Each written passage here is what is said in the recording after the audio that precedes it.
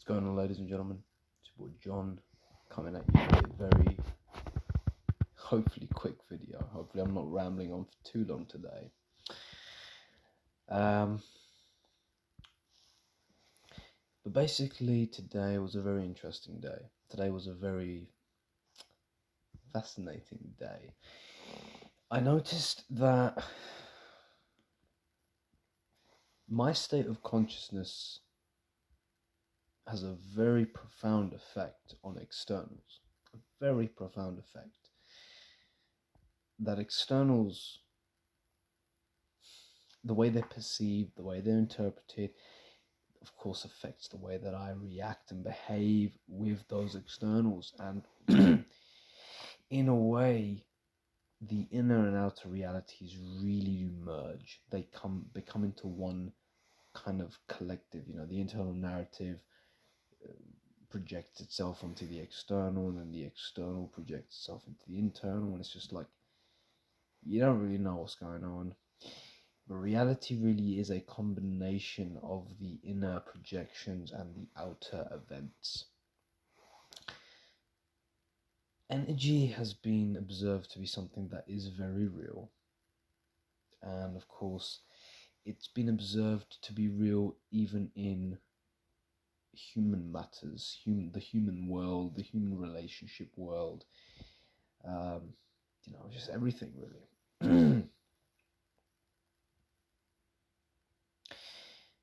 And what I noticed was that depending on my state of consciousness, if I was really unconscious, i.e. unaware, kind of just in egoic patterns, if you will, then I really just attract a lot of negativity. Like, it just comes my way from like all directions. And it's like I've just inherited a portion of very strange and weird and bad karma. It usually starts to reflect when I have very subtle thoughts that I've figured it out. Thoughts of grandiosity, pride, like, oh, I know how this works, I meditate and this and that, and this is all sorted out.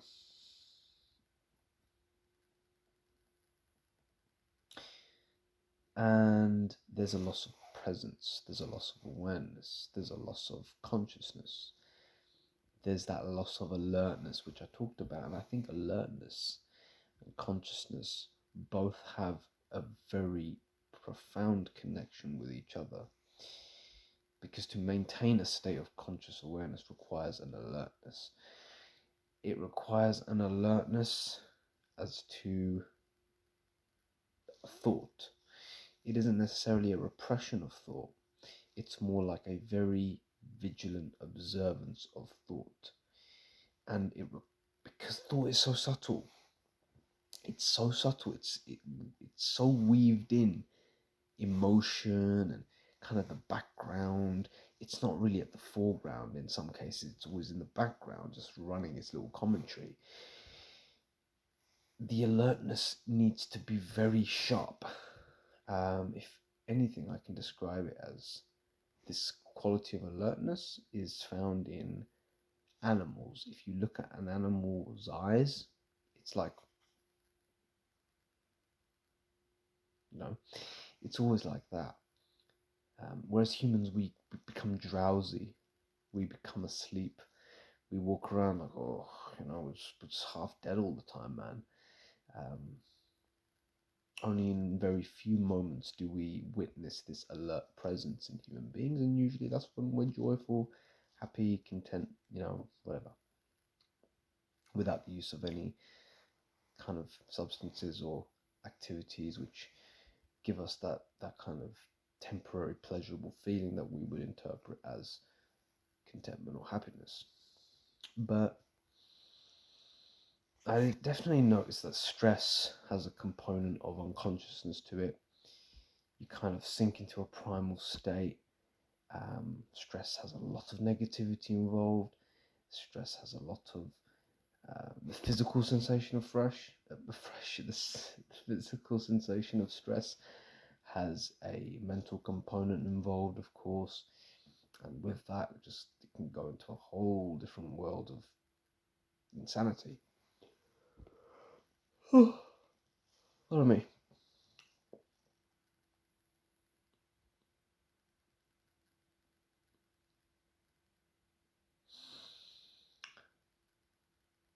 And the other thing that I noticed was that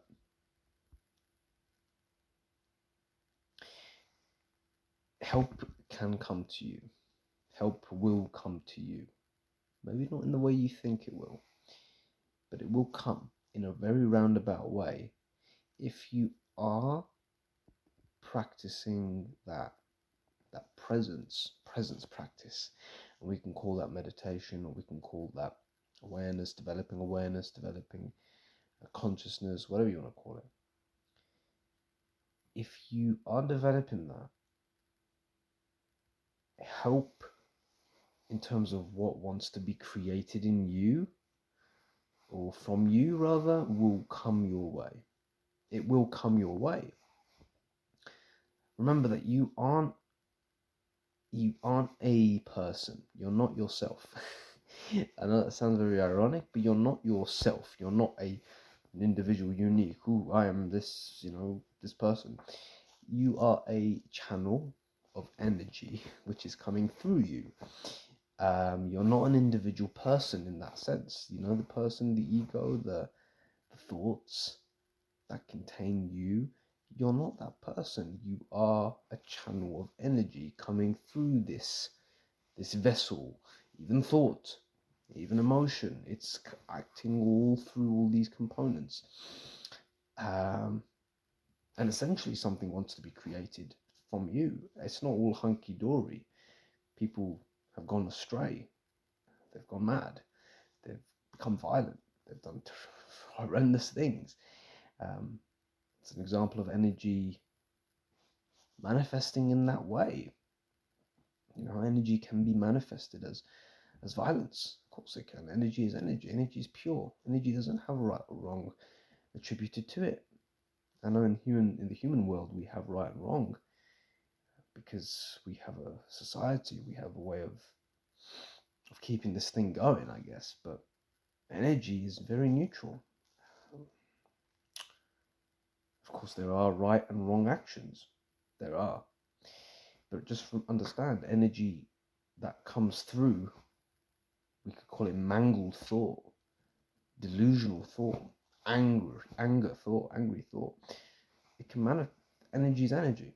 And if it comes through someone who predominantly has violent thoughts and is identified with those violent thoughts and believes those violent thoughts to be themselves and then acts on them, that person is going to be a channel for violent energy, of course. Energy is energy. But just understand that if you're on that path of practicing presence and developing awareness of really seeing through delusion, I guess, whatever wants to be created within you, whatever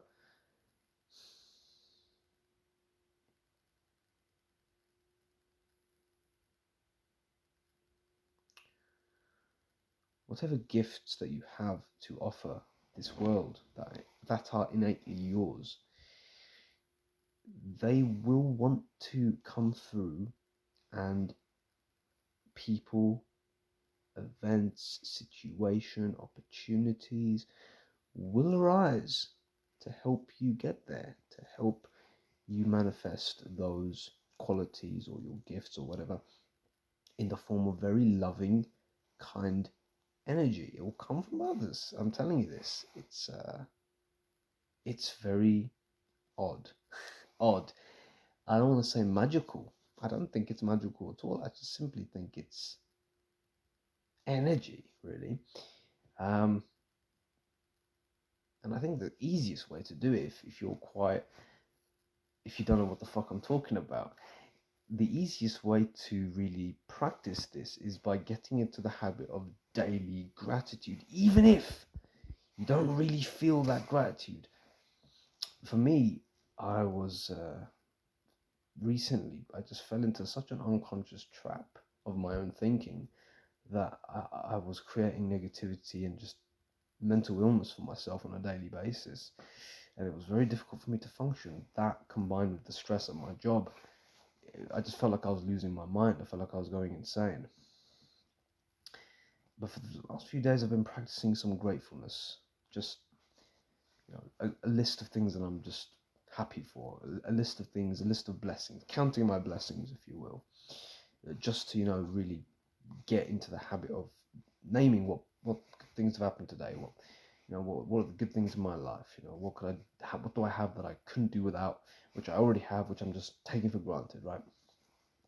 And just counting those blessings on a daily basis has reaffirmed such greatness and such fulfillment in my life.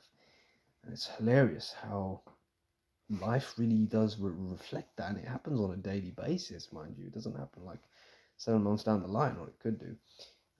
It happens on a daily basis where you affirm the good comes back to you, bro. It comes back to you. The universe cares about you as long as you care about it. Take it easy. I'll see you in the